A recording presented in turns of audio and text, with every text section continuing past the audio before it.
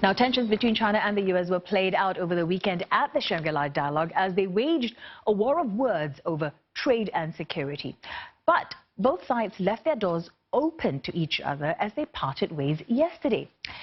They had accused each other of destabilizing the South China Sea region and strangling international trade.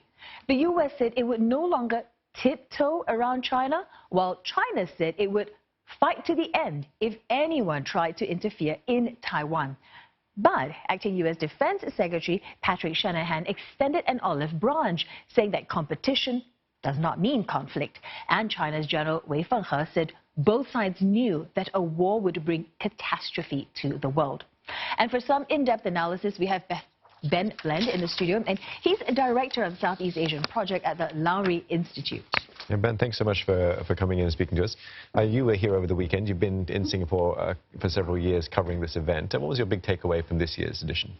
I think, as you were saying, it's quite a concerning situation right now, and I think we're likely to see a deterioration in relations between the US and China over the coming months and maybe years because of the nature of the competition between these two great superpowers. Okay, so you're saying this is a situation that's going to get worse? Yeah, I think there are three reasons why it will get worse. Firstly, I think we've seen a hardening in rhetoric on both sides. Secondly, I think it's hard to see in terms of economic and trade issues what China could offer that the US would be willing to accept. So I think that's going to make things difficult. And the third reason is both sides have been accusing each other of acting in bad faith throughout the negotiations. So it's not a recipe for great ties going forward in the next few months. All right, so saying all that, then what's next for the both of them? What can they do then, if both of them are open to talks? Well, there's going to be a G20 summit in Japan later this month, so Xi Jinping and President Trump will both be there. There's some speculation they might meet, they might talk, and I think with Trump there's always the hope that he does something unpredictable. There's an election coming up in the US next year, so there's this hope that he might look for some sort of sweetheart deal, even if it doesn't really meet US requirements, something he can show to the electorate he's won, a concession out of China. But the counter risk is that with an election coming, he feels the need to harden up rhetoric on China to show that he's the tough guy. So I think it's hard to see where we go forward from here in a positive sense, but with Trump, you never quite know. What about China? What can China do then?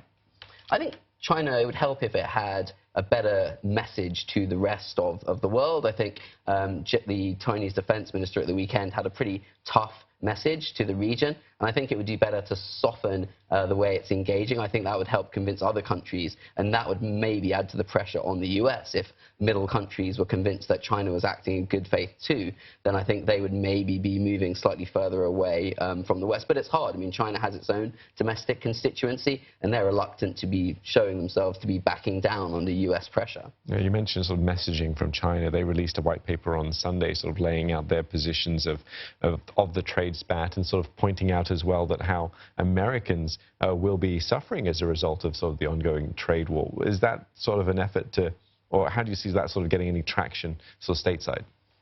Well, I think it's true that if there is a trade war, people in both countries will suffer. People in other countries, in Singapore, around Southeast Asia, in Australia too, we're all going to suffer. But I think the problem is the economic impact hasn't really hit home yet, which is why, as I was alluding to earlier, I think things have to get worse before they can get better. Both sides have to feel that they've lost something and that they can gain something by talking and coming to a solution. But right now, I think the public, at least in the US, doesn't feel the pain enough for there to be pressure on Trump to actually come to terms. And vice versa in China, I think there's been a hardening of nationalist rhetoric and the government's been sending this tough message out, but people haven't felt the pain yet. And when they do, maybe that will change things. And talking about just a bit about time frame then, when do you think the impact of these tariffs will get filtered down and people will feel the pinch?